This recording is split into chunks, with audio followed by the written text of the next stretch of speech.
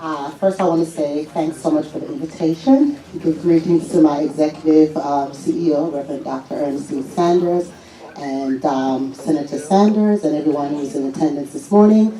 My executive deputy director, Latanya Richardson, for all the years of teaching, and really feel great and honored to be here this morning to discuss the topic of domestic violence and its impact on the community, particularly women and women of color in our community.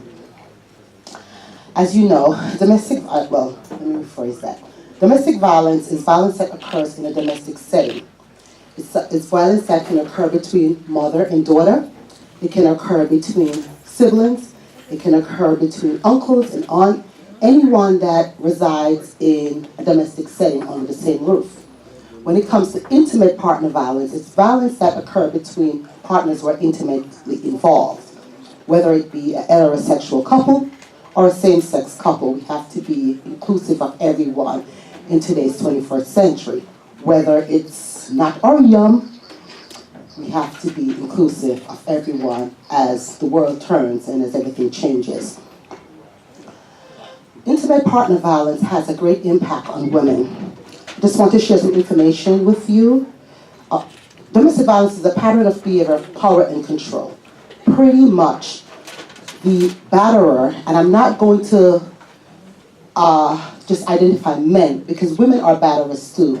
The numbers of women are underreported because what man is going to be confident enough to share with his colleague, law enforcement, his pastor, that he's been battered at home by his wife, spouse, or girlfriend.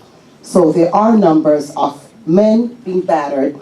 However, those numbers are not reported as highly as they should be. It's a pattern, domestic violence is a pattern of behavior used to establish power and control over another person. Other terms of domestic violence include intimate partner violence, battering, relationship abuse, spousal abuse, or family violence. It can happen to anyone regardless of age, ethnic gender, socioeconomic status, race, ethnicity, or other factors. Women and men can be victims of domestic violence, and 1 in 4 women will experience domestic violence in our lifetimes. So as you look around the room today, and you look at the number of women sitting here, 1 in 4 of us will experience some issues of domestic violence during our lifetime. What happened to victims of domestic violence? It is the 3rd leading cause of homelessness among families, according to the U.S. Department of Housing and Urban Development. At least 1/3 of families using the New York City family shelter system are homeless due to domestic violence. Women ages 20 to 24 are at greater risk of becoming victims of domestic violence. More than 4 million women experience physical assault and rape by their partners. A lot of time a person look, rape? How can a partner rape a partner? I don't care if you're hot and heavy, clothes are off. If she says no and you force yourself upon her, regardless of marriage, it's rape. Years ago, a woman was considered a man's property if they're married, and to do whatever, please be submissive, etc., etc. But domestic violence has changed over the years. I don't know if anyone recalls the song Tracy Chapman sang about, last night I heard the screaming of loud voices behind the walls. Another sleepless night for me will do you no good. Because years ago, when issue of domestic violence occurred and the police were called, generally you'll ask the husband to take a walk, only to return to be more aggressive with his wife. A lot of times when a woman is finally freed from domestic violence, when I say free, finally decide to seek help and move out of that setting, she's at a greater risk of being harmed by stalking. Domestic violence has such an impact now. Stalking has been a component that was added a couple years ago by the New York City Police Department and other law enforcement forces, because women were being stalked by their partner, because a batterer do not want to lose power and control. And once that person is out of that setting, and he or she no longer have control, tend to stalk that person. I don't know if you recall the story a couple years ago. A woman was murdered on her wedding day by an ex-battered partner. So for years, every woman get dressed up in October in their wedding gowns, and they march in honor of this woman who was killed on her wedding day. After kissing a frog for so long, she finally got a prince and was killed before she could enjoy a new life with said prince. What are the effects of domestic violence on children? More than 3 million children witness domestic violence in their homes each day.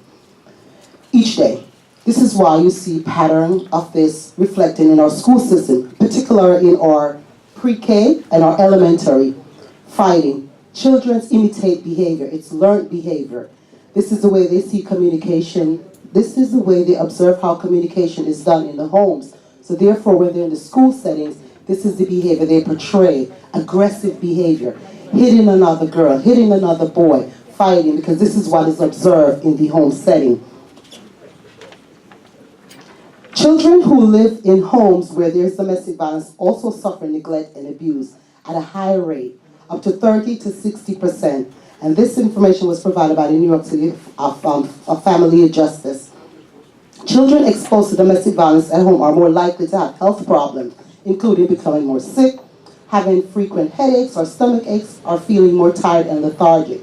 Because if they're experiencing a whole night of mom and dad fighting and unable to get a good night's sleep, how can they learn when they are in school the next day? Children are more likely to intervene when they witness severe violence against a parent, especially if it's a son witness a father, a stepfather, or a man in the home attacking their mom. What is the economic cost of domestic violence? Domestic violence costs around $37 billion a year in law enforcement involvement, legal work, medical and mental health treatment, and loss of productivity. Years ago, a woman who experienced domestic violence was being re-victimized by the system. When I say re-victimized, her children were taken away, the administration of children will come in, because if you are experiencing violence, how privy are you to get your children up for school the next day? How privy you are to go get the laundry done if you yourself are a victim of such circumstances? So the administration of children will come, children's services will come in and they'll take the children away. Now mom, who was the victim, is now asked to do all these services. Thank God for legislation, surveys. All these agencies are now collectively together. So when a woman experiences, or men experience domestic violence, she has the support that she needs. All agencies are now interchangeable, so a woman will no longer, or men, feel re-victimized. I don't want to sound sexist. We no longer feel re-victimized because of the domestic violence. Domestic violence also causes a lot of loss of productivity in the workforce. Because if a woman is battered and abused, she's tired, she has a physical wound, she doesn't want to come to work.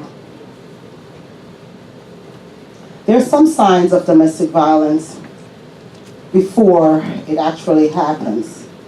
Partner accuse you of being cheating, disloyal, make you feel worthless.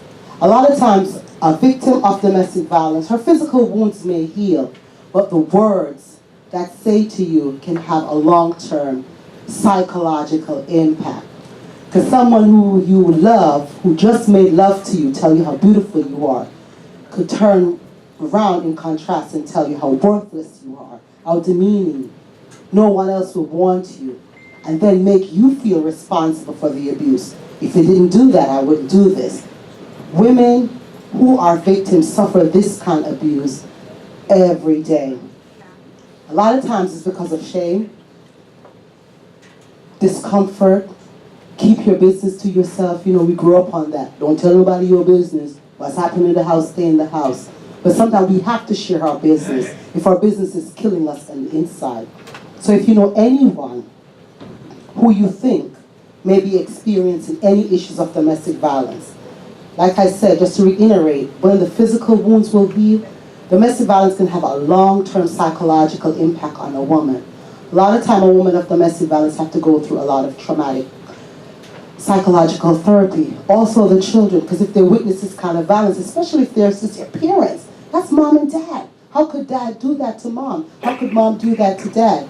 It can definitely have a long-term negative effect. So if you know anyone who's experienced any issues of domestic violence, at Clergy United for Community Empowerment, we provide domestic violence counseling for men and women who are battered. It's one of the few programs in Queens that offer those services for free. We do currently have a partnership with the Department of Parole, and I'm telling you, I've been doing this for around 12 years now. And I have some tough dudes. They come in to see a black woman. I automatically remind them of that woman who they victimized. And they try to muscle up on me, but I don't have to muscle up on them. There's power in the tongue if it's used effectively. So a lot of times, one time I got a letter from a gentleman, and he was my toughest, when I tell you toughest, came home, recently released, you know, sometimes they come home, the extra muscle bound. And you see, I'm not that tall. And he was very, very upset he had to be there. So he came in, and every time he was just pacing, intimidation. I completely ignored him. Why should I feed into that? By the third time, he was like, "You want to see me here?" I said, "Oh, you spoke." And that broke the ice. Long story short, later on in the session, he shared with me things I could discuss with you. I can't discuss with my mans in them, because these guys are from the urban setting. And he said it just like that. He said, "You showed me how to talk effectively to my son, because I do not want them to walk the road I've walked." And when I think back how the negative impact I had on them with their mother and the roads they're taking now, I now realize through you, I was able to let them know it's not cool to abuse a woman in any form. And I was so surprised because this guy, I was 2 minutes away from calling his parole officer, which is not a practice I like to do, you know? But that letter really had such an impact on me. I was like, you know what? There's always a tough one, got a mushy inside. But just to, close, just that a lot of times it does take a village. The village is falling apart today. We have to remember our children.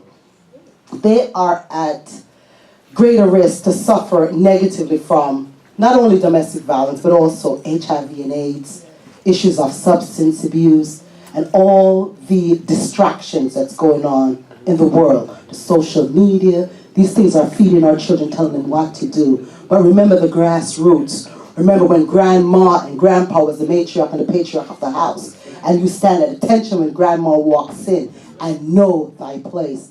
I was a child of grandma and grandpa just looking at me, and you get yourself straight. Even if you didn't do anything, you straightened up just to make sure grandma and grandpa presence is felt. I just really, really want to thank you for your time and your attentive listening. We're located at 17217 Linden Boulevard. I'm sweet, but I can be sour at times just to get my message across. I really appreciate Councilman Senator Sanders, for this invitation this morning so I could speak on this. And I really hope that some of the information shared today will be shared with another woman. Thank you very much.